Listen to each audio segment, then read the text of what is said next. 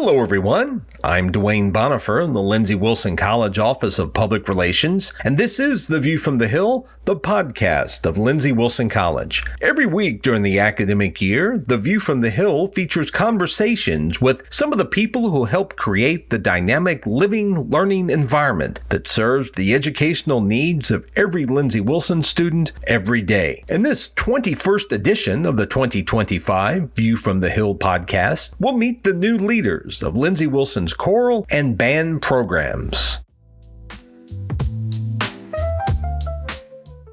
When the first choral or band performances are given under the banner of Lindsey Wilson University, both musical groups will be under the direction of new directors. The director of choral activities will be Jennifer Bersaglia, and the band director will be Robert Palmer. We're going to meet both of them in this edition of A View from the Hill, starting with Jennifer Bersaglia. Jennifer comes to Lindsey Wilson with a distinguished musical career that includes being a college professor, a music teacher, a conductor, and an accomplished pianist. An Eastern Kentucky native, Jennifer earned her undergraduate degree from Morehead State University, a master's degree from the University of Michigan, and she's working on her doctorate at the University of Kentucky. In addition to teaching music at Lindsey Wilson, Jennifer will also direct the college's choral group, including the beloved Lindsey Wilson Singers. Jennifer said she's excited to be joining the campus community when it becomes Lindsey Wilson University on July 1st. I'm thrilled to be here. I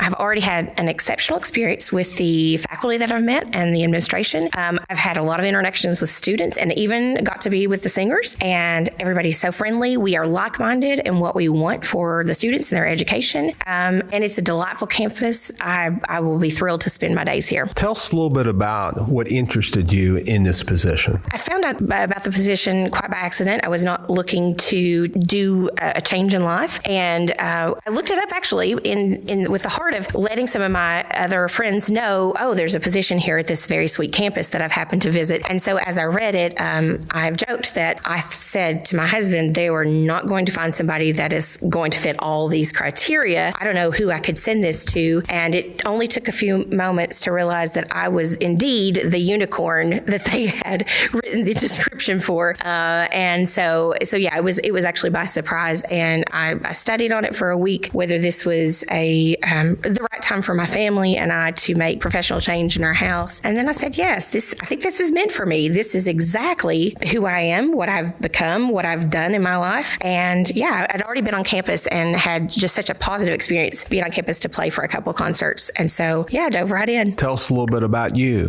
What have you been doing with your life since you got out of college? Where did you graduate, grow up? So I grew up in Paintsville, Kentucky, and went to Morehead State University for a degree in piano performance. I was actually training to be a classical pianist. And I went on to Indiana University Jacobs School of Music to pursue the same master's degree. That was great. And I started teaching in higher education at the tender age. My first class, I was 23 years old. It was my birthday. And so I was at the University of Pikeville, which was then called Pikeville College. And there, I did a similar role as what I will do here at Lindsey Wilson Singers, because I was director of choral activities there. I taught private lessons, but my job also was to make music a vital and vibrant part of campus life, and so that's my goal here as well. After that, I got married to my husband, and I moved around a lot because he's a conductor in his training. So we were at University of Michigan for a while. He was on faculty there, and then we were at Campbellsville University for some time, and I was teaching at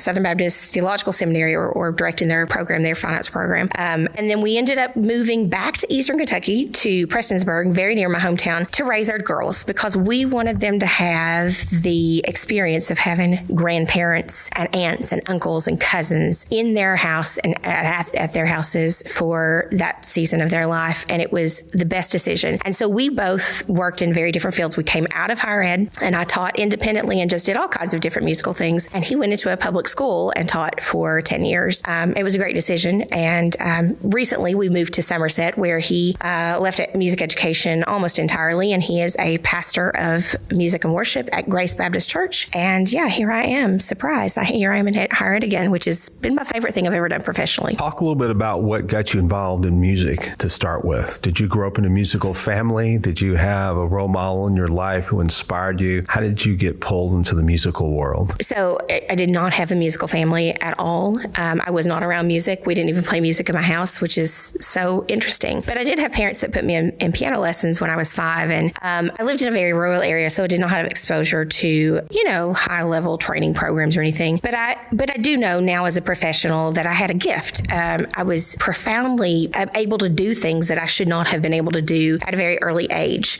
Around middle school, I didn't seem to care that I had a gift because I was very social. And so I said, I just can't do this anymore. I can't do piano because there are ball games that night. And I quit music so that I could be with my friends, which is middle schoolers do dumb things.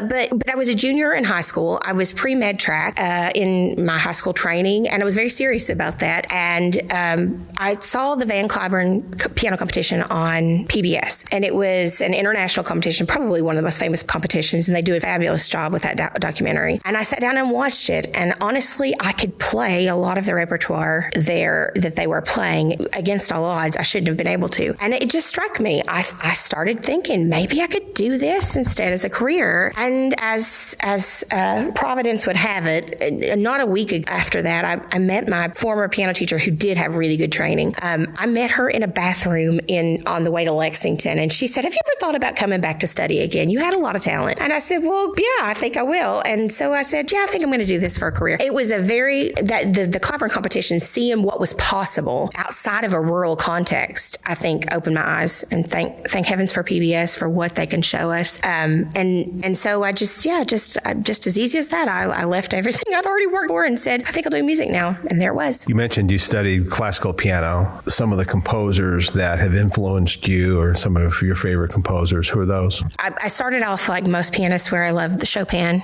Rachmaninoff, particularly Chopin, because it's as if he was one with the piano. He knew how to write so well. You never play anything that you say that I wouldn't have done it that way. It's always just perfection. But as I went into my master's degree, I had a French teacher whose name is Emile Naumoff, and he introduced me to French literature, and I just have a great heart for that as well. I love French art as well. So Ravel and Debussy, it became a whole nother avenue that I could explore. And now I think I'm old enough that I just say, wow, there's just so much genius. I wish I will not in a lifetime be able to pursue all the music that I want to pursue now. But my husband is a steadfast Bach fan, and I've finally come around to love the organization and structure of that too. So that was probably the last guy I had to grow an affinity for. J.S. Bach, or the entire Bach family? J.S. as the king of the Bach family, yes. Talk a little about your plans for the Lindsey Wilson Singers. Be directing one of the more storied programs in Lindsey Wilson history, a big part of the college, soon to be university. What sort of plans do you have for the Lindsey Wilson Singers? Well, my first plan is to honor the legacy of an incredible director who is now a friend, and his wife. They have established something of so much beauty and excellence that I am so fortunate to be able to walk into that. My plan is to come onto campus and get to know Lindsey Wilson as an institution, and get to know these singers and get to know their traditions and what they value, and take my unique set of experiences, which have been really varied, unintentionally varied, but to say, how can I give you what I've been given in the context of what you've already built? That's great. And so hopefully it's just a new layer upon a grand history. So yeah, we'll see, won't we? You're also coming to Lindsey Wilson at an exciting time. You'll be the first choral director at Lindsey Wilson University. Reflect a little on that, what it's like to come to Lindsey Wilson during that period of transition. Yeah, it's exciting seeing the growth of the university. I've been deep into research, just learning about how the university got to this place and the growth that's happened. So I think for us, this is more of a challenge. That how do we rise as well as the college becomes a university, as it keeps to growing? How do we rise and grow, and how do we expand so that our presence becomes bigger and enlarges as the university continues to expand? You're listening to the Lindsey Wilson View from the Hill podcast. I'm Dwayne Bonifer in the Lindsey Wilson Office of Public Relations. We're visiting during this podcast with Jennifer Bersaglia and Robert Palmer. They're Lindsey Wilson's two new musical maestros. Robert comes to Lindsey Wilson from West Virginia. That's where he was recently the director of athletic bands at West Virginia Wesleyan University. A native of the Midwest, Robert earned his undergraduate and graduate degrees from Western Illinois University and his doctorate from Florida State University. Robert said he's also eager to get started as the first director of bands of Lindsey Wilson University, especially given all the activity taking place these days on the Hill. An exciting time to be joining with your signing the contract to work at Lindsey Wilson College, but your first day in the office will be at Lindsey Wilson University. Not many people can have that distinction, so I'm happy. I'm excited about that. I imagine that also is a sense of excitement as well, that you're getting to lead a band program in a new era, so to speak. You're right. And college itself has a long-standing tradition of academic excellence and diversity throughout not only Columbia, but throughout the region with its extended programs. And so coming in here and taking over the program and starting more or less from the ground up, there really is no telling what the end result of this could be. It's exciting. There's a little bit of nervousness, with it, but at the same time, the college has always seemed to be incredibly supportive of the band program and the arts in general. Talk a little bit about your vision for the Lindsey Wilson band program. So the band program now consists of the marching band, the concert band, pep band, jazz band, and some chamber groups. And those are all key aspects of what a successful band program should have. What my vision for the program is, it starts with the individual student and giving the individual student the best possible experience that they can have. I was fortunate enough to come from a world-class undergrad and master's program and band program. And so I've been so fortunate to see how things could look, but at the same time, I've also been fortunate to be in charge of other college band programs. And so that's also given me a unique perspective on how particularly smaller college band programs can function. And so what I'm excited about in the first year and then in the first 5 years, there are some projects that I want to see taken off the ground, particularly doing some enhancements to the marching band practice field, trying to see about starting a fundraiser to get new uniforms for the band program, updating our equipment. And I think that one thing that the students are looking for is a specific Lindsey Wilson band identity. And it's great to perform in a marching band at halftime for college, for football games. It's great to present concerts once or twice a semester and to have parents come and show their support. I think that that's all really wonderful. But there are things that can define a band program more than just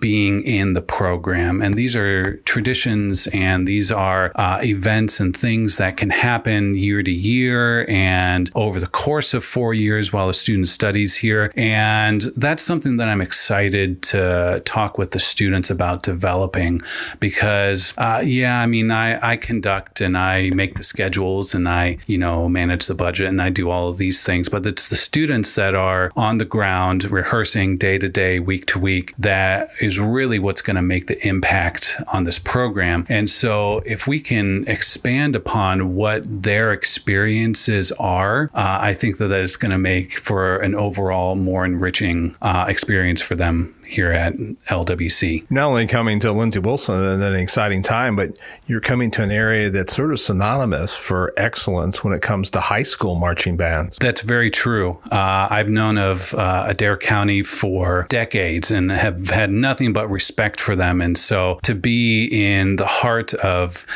kind of their country when it comes to marching band is an excellent opportunity, not only for Lindsey Wilson because of the potential of recruitment, but also for myself as a lifelong learner.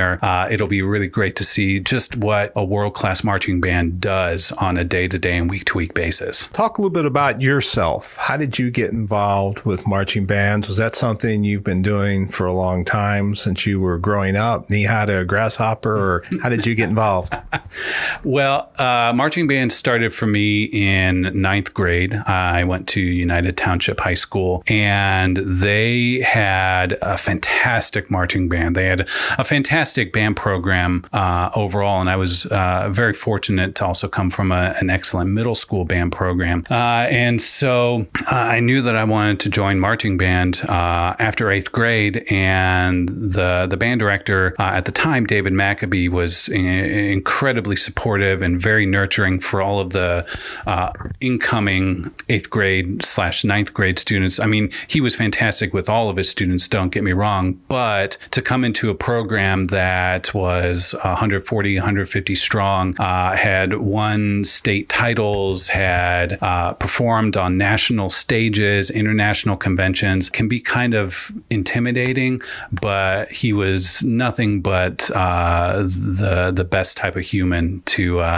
welcome new students into the program. And it just lit a fire in you from that point on. Well, it did. And it was Mr. Maccabee that really inspired me to go on with music. In early high school, I really didn't have an idea of what I wanted to do with my life. People always asking, well, what are you going to do with your life? What do you want to be when you grow up? I don't know.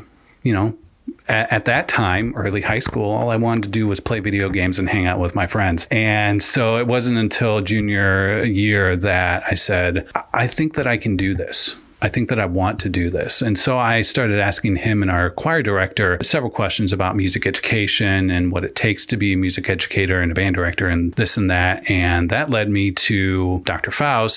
Randall Faust, who was the horn professor at Western Illinois University. And him and Mike Fansler were the ones that really got me to go to WIU. And from there, the rest is history, kind of. That's Robert Palmer, Lindsey Wilson's new director of bands. You also heard from Jennifer Bersaglia. She's the new director of choral programs. You'll be hearing a lot from them, no pun intended, throughout the entire 2025-2026 school year. And you can read more about them in the news section of the Lindsey Wilson website. That URL is lindsey.edu/news. And that's going to do it for this 21st edition of 2025's View from the Hill. View from the Hill is produced by Shelby Burton. She's Lindsey Wilson's Assistant Director of Public Relations and Media Producer. And you can tell us what you like or don't like about this podcast by firing off an email to us. You can do that by sending it to news@lindsey.edu. Be sure to put podcast in the subject line. Also be sure to encourage your friends, family members, neighbors, and coworkers to subscribe to A View from the Hill. They can do that on Spotify, Apple Podcast, or the college's YouTube channel. Until our next edition, I'm Dwayne Bonifer in the Lindsey Wilson Office of Public Relations. Thanks so much for listening. So long, everybody, and have a nice day.